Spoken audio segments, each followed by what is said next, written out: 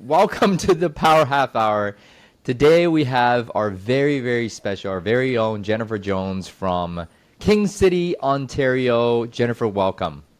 Thank you so much for having me. It's always such a pleasure spending time with you, John. And I Likewise. tell you over and over how amazing you are. I think Aw. you're one of those rare people where everyone is always welcome. You always want everyone to feel warm and fuzzy, and it's truly a special trait. You're very much focused on everyone else, and I think that's why you have such a high level of success that you have, not only with your team but your organization. So thank you. It's an honor. Oh my goodness. Thank you for that. It gave me goosebumps. I do try, so thank you for recognizing that, Jen.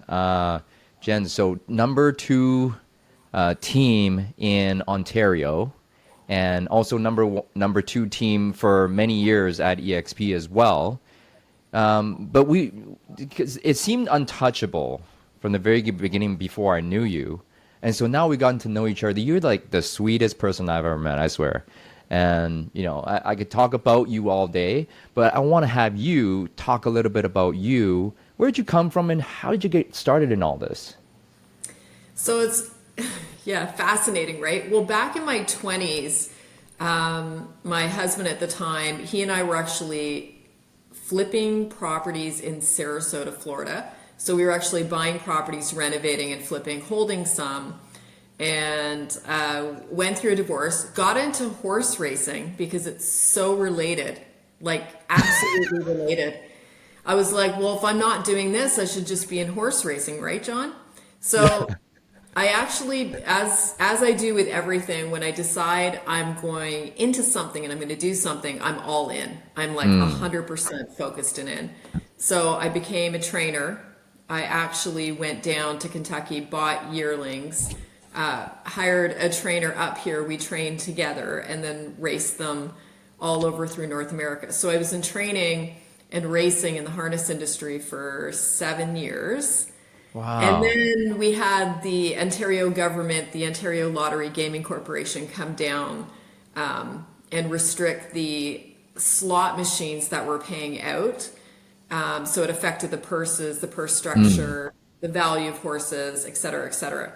So I got out of horse racing because at the time it seemed the smart thing to do.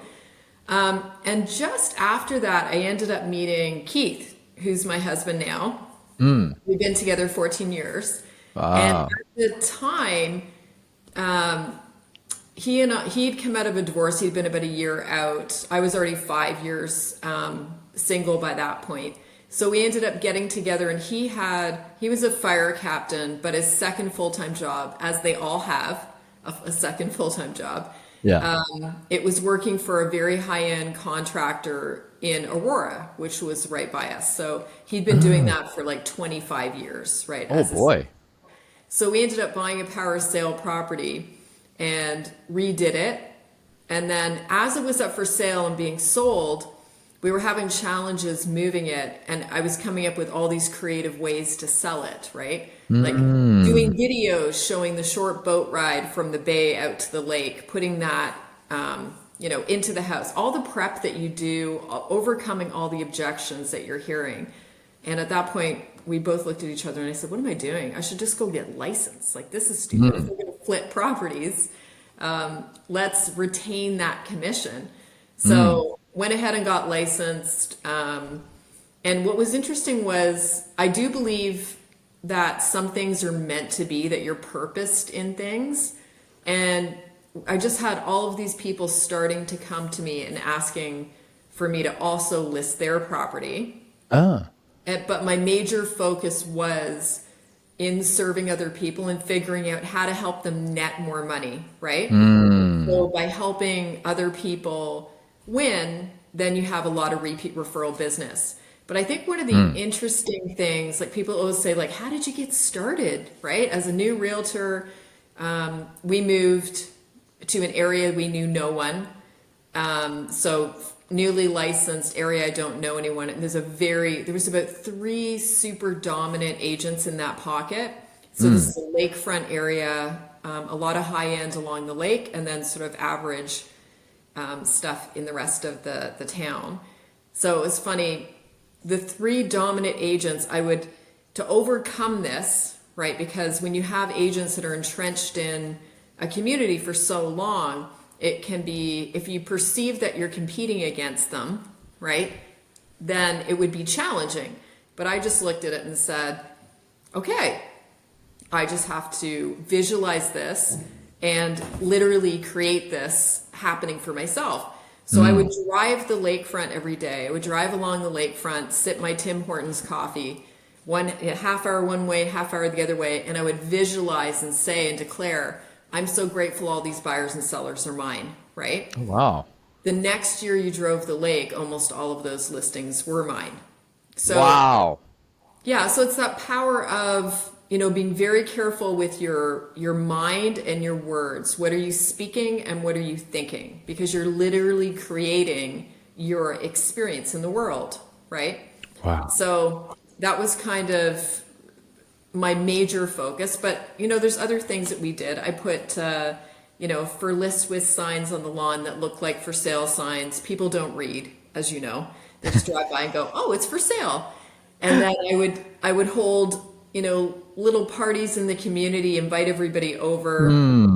I would get to know them and then say to them, hey, if someone came along and wanted to buy your property, what's the number it would take to actually move you? So I ended up with like this whole group of neighbors with incredible properties that I had access to. And some were serious about selling. So when people would call the sign and say, hey, that property that's for sale, which by the way was mine and it was for list, I would just say, oh, I'm so sorry, that one's not available, but I do have these two other off-market properties I could show you. And then I would show them the ones that were on the market too. But then again, that showing up prepared, right? I would have a folder. I had all the information about them. I came with like gift cards or coffee. It was always, give before you receive and treat people with that 7-star service. So yeah, in a long story, in a nutshell, it was simply, yeah, just what I was believing and what I was saying to myself about where I was going to be, right? You created the whole thing by your thoughts and your words and your thoughts. And word creates world, so be very careful with your words and your thoughts. Did you learn that, or did you develop that as you went through your course of business in many, many years of flipping property, then horse racing?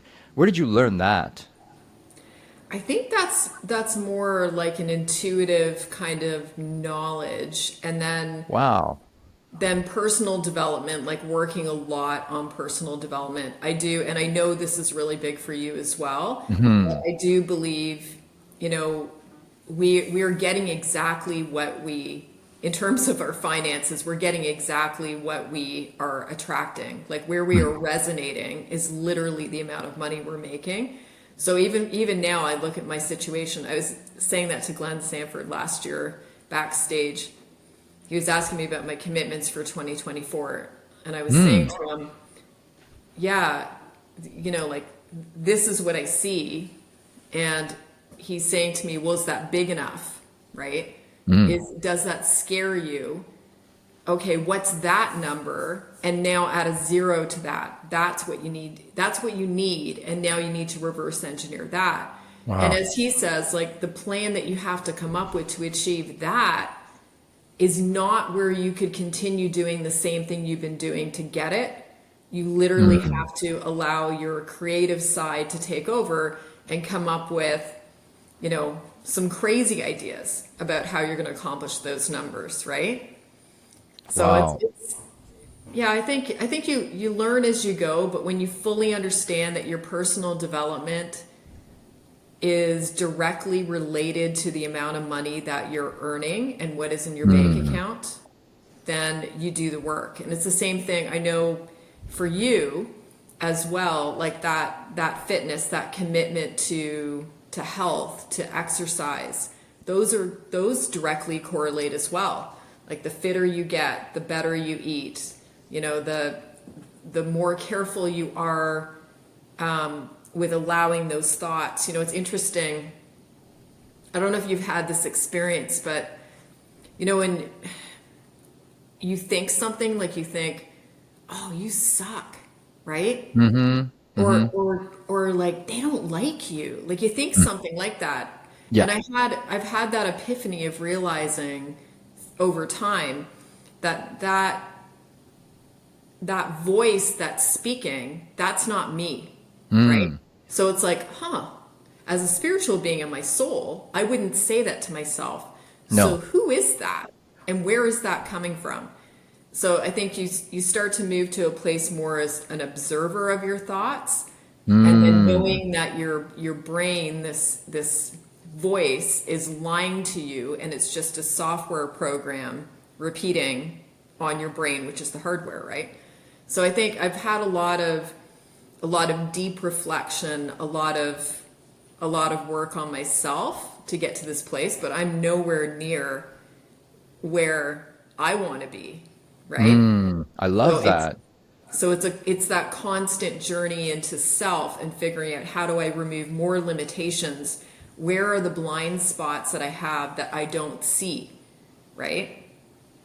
Yeah, So it's do you believe that you'll be at the perfect place where you want to be in terms of your thoughts and your results, and that small voice will never come up? yeah, I think by the time I am old, that I'll have that mastered. Yeah, You're not right? old. Okay, so it's a long time from now, but it's a Well, journey, right? right. That's what I'm saying. I'm thinking like when I'm 90, right? I visualize like I'm gonna pass somewhere in my mid 90s, and I visualize by my 90s of really having that under control. Like, do you feel like sometimes you have some control over it? Like for yourself, do you feel Wow. like, I don't think so. I think I'm all over the place. But then I have all these reminders around me, like my vision board, like the goals that I write down on a daily basis. Then it reminds me because I'm my mind. If I let it get out of control, it's always out of control. That's why I do these things so to remind myself. So do I have full control over my mind? I don't, but I have control over my actions. Then when I put it down somewhere, then it reminds me later, right? So I don't know if that makes sense or not, but that's how I do it. yeah, So then it really affects me through years and years of this these actions that I take that I'm not gonna say I control it, but I'm less influenced by it. yeah. And Yeah. that, I think that's the exactly what you said. And I like the way that you explained how you're kind of managing it. Mm-hmm. Mm-hmm. Yeah, but I do think it's more like managing it. It's like you manage, it's, like the monkey brain, the negative brain, Mm-hmm. whatever you want to call it.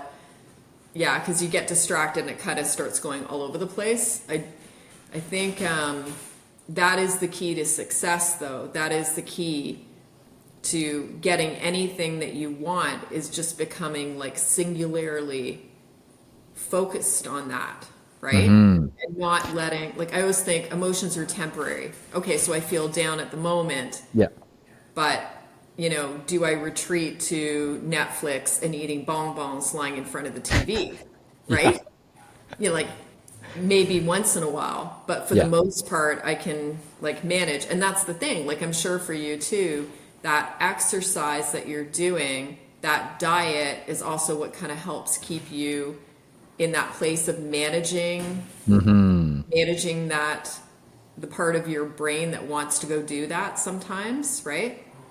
Like, do you have days you wake up and you think, oh gosh, I don't want to do this today?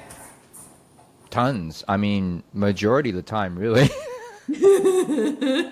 But I think it's years and years of exercising discipline and knowing that what I don't want to do is exactly what I need to do to get to where I want to go.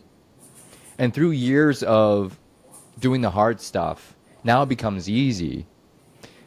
But so, coming back to if we're talking about an agent, and especially in this market, their monkey brain's going wild. And mindset's everything, right? No So, kidding. what do you think agents who are, 2, 3 years in are like, okay, I got in the pandemic, it was easy. And now it's like, oh my God, there's so much fear. What would you tell them right now? So we have three agents. Well, there's four of them actually out of our team of 55 that last year increased their GCI like year over year. So in a down market, they Yeah. made over 300,000 gross commission income. That's what Woo. they took home. So four of them, right? And they increased. And so what I would say is those you want to figure out who are the people around you and Mm, go get aligned with people that want to win. That people mm, that are working on and aware of their mindset and understand that that's a super important piece to the puzzle in terms of being successful. And you have to, if you don't have that success level, go find someone like John, right? Like you, who actually is successful, and then mm. they need to model your behavior. They need to basically copy you in a version of themselves and stop making excuses, right? The Yeah. truth is that you and I could both sit here and say, yeah, the market's been tougher for the past 2 years, and Yeah. we could have, gone home and cried and like just given up, right? Yeah. Just given up. But we didn't, right? So what did my inside sales woman Courtney do, right? Who made over 300 last year? She just goes, okay, well, 2 years ago it was 258 dials to get an appointment. Now Mm. it's 478 dials to get an appointment. So she just Okay. she just doubled down, right? And that was the message to the team was, yes, there are less people transacting. That is a fact, right? Let's look at the Hmm. facts. And if you want to win in this market, it means you need to double down the activity. So if you did Wow. 2 hours of door knocking, now do four. You did 2 hours of dialing, now do four, right? Like just And double down. And the bigger part of it becomes if you believe that you're going to succeed, I always say whether the market goes up or down, we outperform the market, right? And we have. If you look at how much we've decreased comparatively to other teams or groups or individuals, it would be less because yeah. the psychology with that therefore affects the energy that we bring to a client. When they Mm. say, you know, is it a good time to sell? Well, that depends. Like, walk me through what it is we're selling. If we're selling a Mm. luxury property, no, this is not the best time to sell. If you're Right. doing an upsize, this could be a great time to sell. If you're buying and Mm. selling in the same market, it can also be great. If you're moving areas, it depends on where you're selling and where you're going. So I think when agents approach this from, there are always people transacting. I know there's different ways of saying this, but ultimately, this kid's being born, families are Yep. upsizing, you have families that are downsizing because people are retiring, there's people passing away, there's people going through divorces. So ultimately, there's always going to be business. And the truth is, we know that about the 80-20 rule, which is Yeah. probably more like the 90-10 rule, right? Yeah. I'm Yeah. I not sure agree. I believe in 80-20 anymore. So let's say it's 90-10. So the truth is you want to be at the top. The cream always rises to the top. Hmm. Go out and find someone or a team, right, who can sort of lead you into the path of doing the work, accountability, systems, processes, and the knowledge and support and training to get you where you want to be, right? Yeah. So, Yeah. what would be your advice, John, if we had agents right now, new agents that are struggling? I think same thing with you. I beat a dead horse. I feel like on a daily basis because I'm always going to play the numbers game, and that if you just do the work and you track your numbers, at some point in time, the law of numbers will take over, and the law of ratios. You start to realize that the more you do it, the better you get at your ratios, and the 100%. more predictable and duplicatable your business is. what I've seen, Jennifer, is that people give up way too easily before they can see it through. So 100%. why do people give up, even with leadership around? Sometimes they give up. Why do you think that is? I just think there's a couple different reasons. One, I don't believe everyone is purposed to be in sales, right? They Fair. actually have Yeah. something else in their heart that is really there and they're kind of Mm, ignoring it. I do think that, again, they struggle with themselves.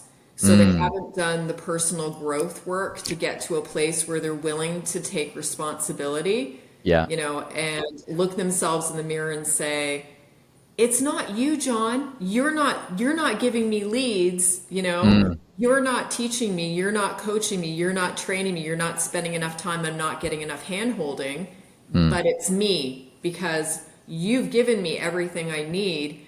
I know what I need to do. You've even got groups where I can live dial, right? yeah. You know what I mean? So do we. Yeah. But they don't take that responsibility and say, it's actually me. And I'm Mm, disappointed in myself.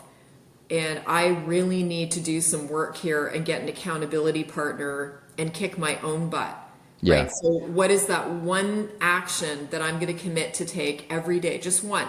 Just I'm going to one. do one habit, which takes approximately 66 days. We used to do this Right. in foster care with our kids, right? Mm, You have one thing you want to work on, that's great. We know it takes 66 days. Let's get out a calendar. Let's have a colored marker initial that day when you have that win. But essentially, okay, I'm going to do 1 hour of lead gen. If that's my challenge and I can't even do anything at all, I'm going to do one. And maybe for the first 66 days, maybe I'm doing it with someone, mm, right? Who's my accountability partner for showing up. Maybe I'm door knocking for 66 days. Maybe I'm showing up at your live dial or my live dial, right? mm, But I think that as soon as they start to put a habit in place and actually do the activity, they'll start to develop the self-esteem. But self-esteem mm. isn't there to start with. You have Ah, to you have to actually get out and start to hold. It's almost like holding integrity with yourself first. yes. They've broken so many promises to Oh themselves. boy, speaking my language here. Okay? Love it. Like Yeah. if you can't hold a promise to yourself, you have no integrity with yourself and you feel like crap, right? So the Yes. starting place is starting to hold, and when you say something to yourself like, I'm not gonna smoke today, right? Okay, so can I do that myself? I'm not a smoker, but let's say I was a smoker. Can I do it myself? Maybe not. Maybe I need to go to the doctor and go get medication to start that. But then having an accountability with myself and saying, I've gone an hour, check. I've gone 2 hours, I've gone 3 hours. Mm, The minute I fall off the wagon, I can't just go and beat myself up and say, well, I'm done. Back I'm to done. Yeah. smoking I go, right? It has to be that integrity. So I feel like once someone has won and mastered themselves, even in one thing where they can discipline themselves and get it done, that actually can be transferred. That skill can now be transferred over to other things, right? Yeah. Absolutely. But, we find the best agents on our team have gone through a university or a college program. So why is that, right? Mm, Why are we seeing that high level of success with team agents who've done that? It's not about going to university. mm-hmm. It's not about going to a college program. It's that they learn to show up for themselves, and whether Mm, they felt sick or whether they felt depressed or sad or whatever it is, they still went to class, they still handed in their homework, and they mm, got their degree. They showed up for themselves, right? So mm. they're already starting from a place of having that commitment. What I find, you have a lot of people attracted into the industry that just say, well, this is going to be easy. I'm going to get Yeah. in, I'm going to do the Lambo, I'm going to do whatever. Yeah. Yeah, sure. And you absolutely can. Anyone can learn to do this really well if you treat it like a serious career if you Yeah. master it. If you do the scripts and role plays with you, right? If they live dial, if they actually look to educate themselves on rent to own, on like asbestos and mold and water tests and waterfront and what are luxury items in a luxury home, a sub-zero fridge, a wolf range. Like, I think not enough people really take the business super seriously Hmm. and work to elevate their skill and have real passion about this business, because it is life changing, and the people we get to meet. I mean, not only through EXP and all these incredible like you and all these incredible people that we now know all over the world, right? I mean, look at even the relationships that you've had an opportunity to build. Wow. It's been amazing. It's crazy. And Yeah. and from there, even it's the, with the clients, with agents and their clients, like we've had the opportunity to sell for some just like unbelievable people and people that have achieved incredible things. And then the agents, there's this additional layer of amazing people that have been attracted to this industry. I think just you have to get serious with yourself and say, am I going to continue to let myself get away with these and make excuses for why I'm doing this and blame everybody else for where I'm at right now?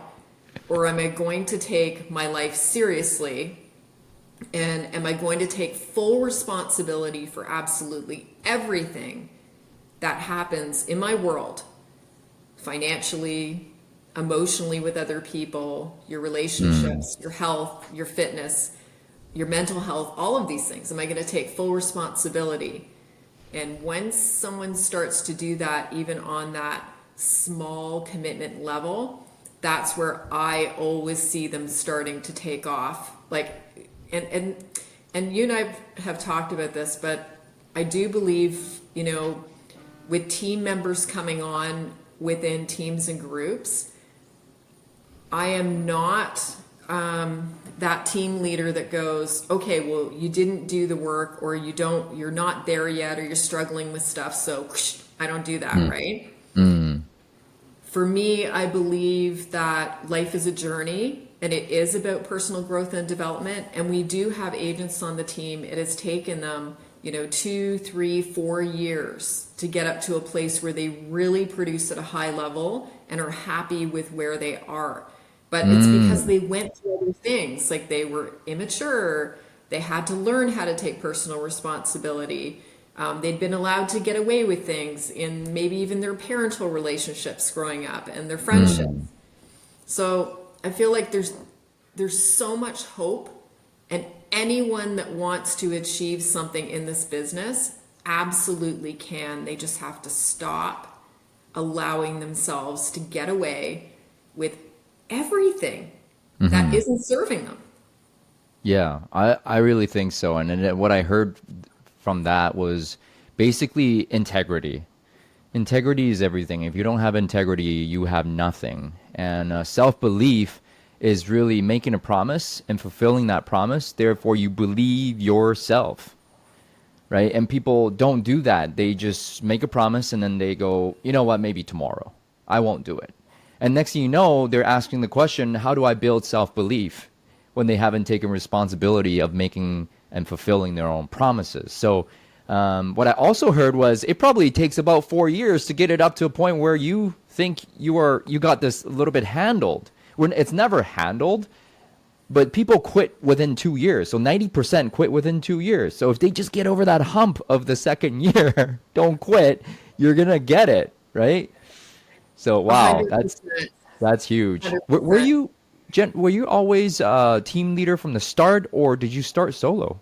No, so I started solo, and then third year of real estate, I did 1.1 million gross commission on my own. So we had an average What? price point of like 550, I think, back then. So when I got to that point, I could no longer provide that Right. really high level of service for clients, and I started slipping. So I ended up bringing on and starting team. But it was interesting. First year team, I absolutely failed. So we made a lot of money. Hmm. and I lost $150,000, right? Not tracking P&L, not paying attention, being too generous with splits, paying for too much. Uh, So yeah, it's a learning, right? So I looked at it yeah. and said, okay, well, this is broken, and Yeah. clearly I suck at this, right? So, but that's it. It's like the Well, thank you intent, for the being so the ability, honest. Nobody would really actually right? say that. Like you lost 150,000. Yeah, totally. And then That wow. and this is the thing. So how do you learn? You Mm. learn in life through failure, right? You learn in life by, making. Some people will say they're not mistakes. They're mistakes. Okay, they're mistakes. You Yeah, make a it's mistake. okay. But as long as you learn something from it and grow, and that's what I did. I looked at it and went, well, clearly I don't know what I'm doing. So I went and looked at the Loken Group, who is the biggest team that was in the US at that time. They'd done Mm. 2,400 deals that year. This is going back 7 years ago. Holy And cow. he had gone through a bankruptcy, okay, because he totally like blew team. He blew it. So he had to entirely reset, start team again from the beginning. Holy. And so we looked at his model. He was generous enough to open his doors to lots of different agents. Yeah. And I flew down Sarah Park, who was my licensed office manager. She went down, looked at all of his systems and processes Oh and the my way they did goodness. everything, brought it all back up, and we implemented it, right? Yeah. So I feel like you don't, and this is why I say you're a new agent, you're struggling. This is really easy. All you have to do is go find someone to mentor you who is winning, and you know what? Just copy what they're doing. And that's what I did. Yeah. I copied team, and that's how you make it work. Wow. Okay. So you got some help. And so did he was he a coach or he was just open No. and honest with you about his systems? Just Yeah. here you So go. they basically just opened up their systems to us. We brought back Trello board. There was some other Mm. things that we brought back and implemented right away. And then from there, it becomes, okay, I would say things to myself like, all right, and I would say to our management team, because we started to put in place like a listing specialist, right, who Hmm. looks for liabilities even within what we list, Hmm. a deal processor, a marketing person, a customer care. We started to put these people in. And I would say to them, okay, imagine that the business doubles this year. What's going to break? Mm. What is going to break? And then what do we need to already work on to make sure that that doesn't happen? Right? And the I'm other writing that down yeah, and then we somewhere. would, So good. something goes, but you have something go wrong, and so it was never like, oh my gosh, you did that, that happened, holy, right? It was like, okay, walk me through what happened. All right, so what do you think that we could do? Like, how are you handling it? Right, let's figure out how you're handling it. What do you think you should do? And then Hmm. we would work on solutions, and then it would become, okay, so this is what's happened. What can we put into place? What process or system can we put into place to make sure that this never happens again? Right? So Mm. I love fix, that. prevent. Yeah. And so, Fix, prevent. And if we were to double our business today, what's going to break? Identify that and yeah. start to create in advance, right? What we Yes. need. Yeah, because Holy cow. it becomes an issue like as you're a producer and you get more and more busy, you don't have the time once you get to that place that you're, at that super high level and really being stretched in every direction to attend to that. So it's Hmm. just looking at it saying, when I double the business, because that's what you should be doing, is Yeah. doubling your business. Yeah. When I double it, who are the players that I need in what roles and what is Mm. potentially going to break, and how do I make sure that I have something in place, a workflow or a part-time person to already start managing that in preparation for where we're going. But I think Wow.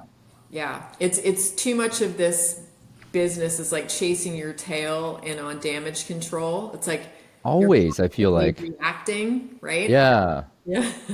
So you need to be like way ahead of the game. Play chess, not checkers, as they say. You need to be Yeah. like 5 moves ahead of yourself to prevent these things. So fix, prevent, prevent. You rather not fix. You rather prevent way in advance. This is a high level team leader conversation. But on a bigger picture, like what advice would you have for aspiring or team leaders existing right now? What should they be doing in 2024 and beyond? What's the one thing you think they should do? Well, I think it depends on who, right? And like where their level of production is and where it is that they want to go. Or for a team, like where where are you looking to go? Are you just looking to increase transaction volume, or are you also looking to increase, the number of team members, right? Yeah. And we always say recruiting solves all issues, right? Meaning you by bringing on new people, you'll constantly find new amazing talent, and you'll Mm, always have a percentage of people that are happy, just doing 4 to 6 deals a year. That makes them happy. They like being a part of a team environment. So I think it's figuring out where are you now and where do you want to be. I think that based on the economy, like hopefully we're going to get this interest rate decrease, but even a quarter point, okay, it's it's more psychological, I think. A quarter psychological. point. Exactly. And that's Yeah. what I was saying. It is psychological. We've had that capital gains come in, and I think that slowed the market again. Thank you, Mm, government. thank you, Um, government. so I think what it is exactly what we need to do, which is just get back to the basics on doubling down. Mm, If you want the production there, you want the success for this year, you need to double down. For I people love it. wanting to grow teams, the first question I would ask is why? Mm, Why do you want a team? So I actually believe that you would probably be more profitable, like based on the conversations and the rooms that we've been in. We've been yeah. blessed to be in some rooms of some serious high producers for years. I believe the more profitable place is actually when you're smaller. Like you're maybe, Mm, a lead agent with a couple of agents who are really strong and a couple of really strong administrators, right? Like your core management group.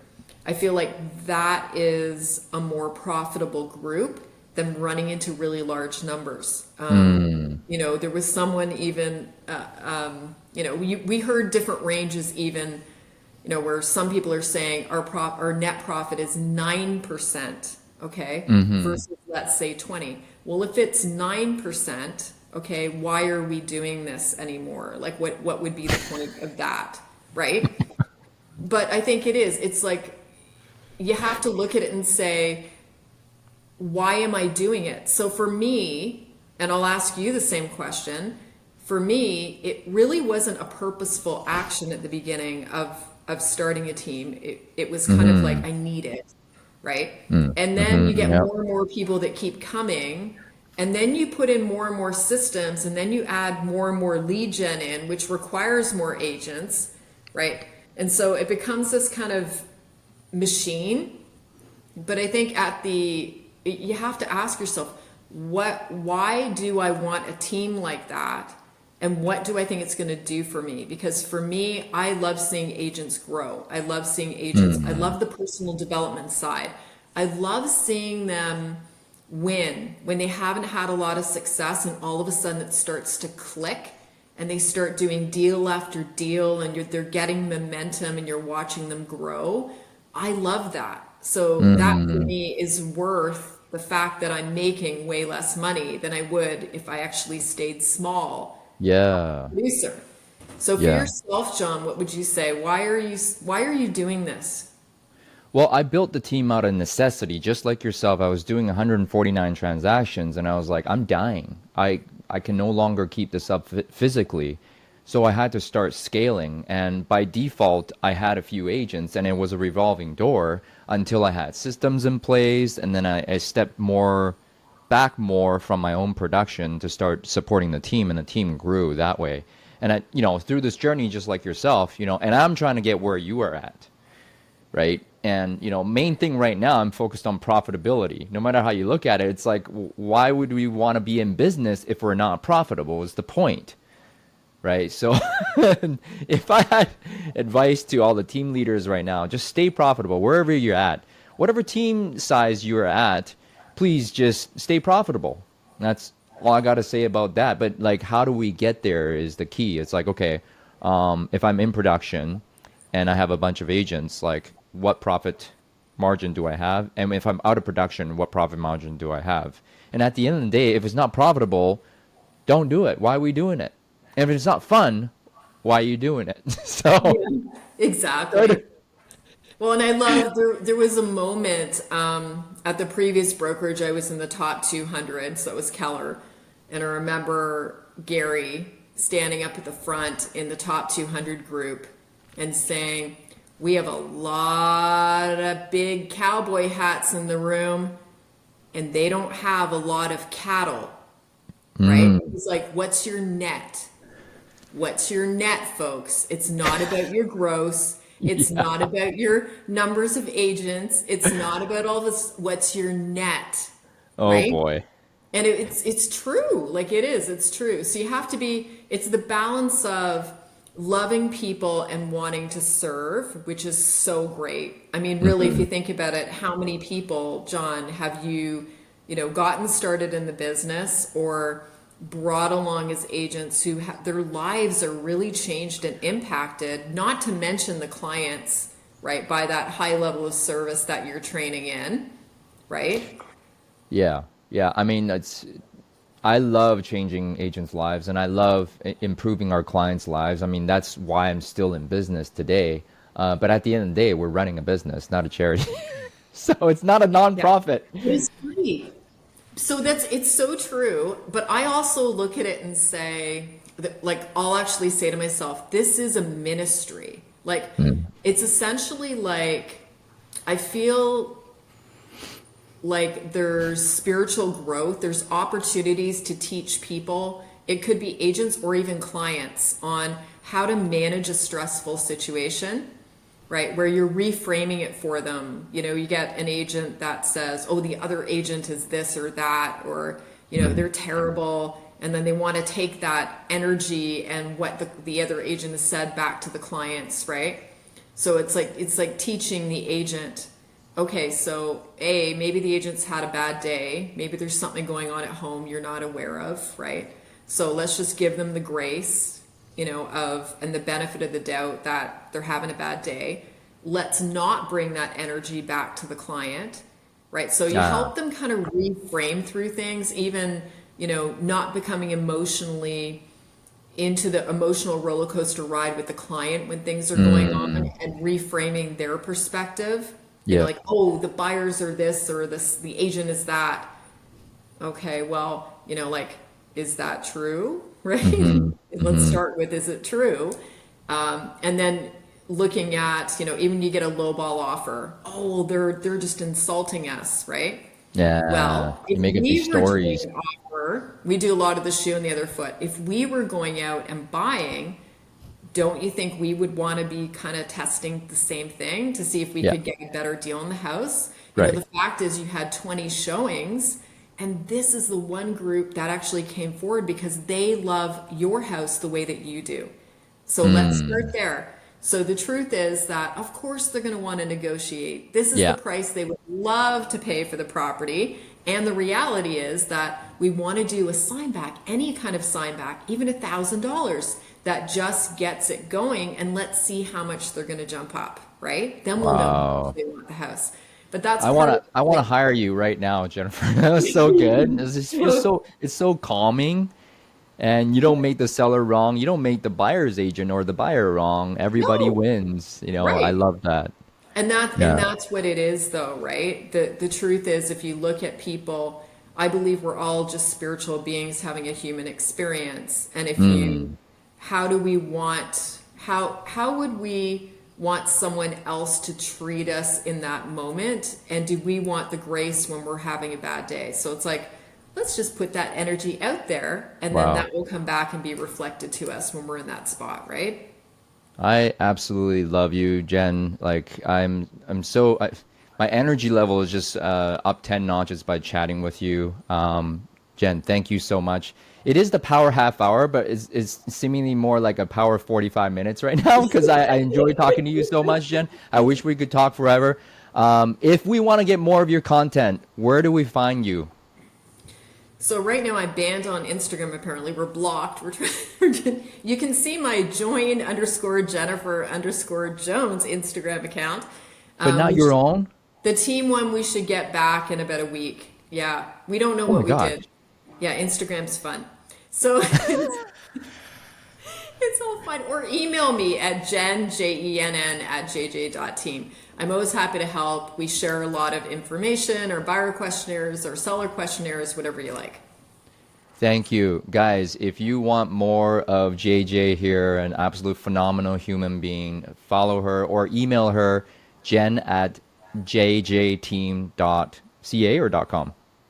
So it's Jenn, Jenn, at Yeah, jj.team, Team. jj So it's dot like, team. yeah, it's a Gmail account. It's all Oh, it's good. a Gmail account. Got it. Okay.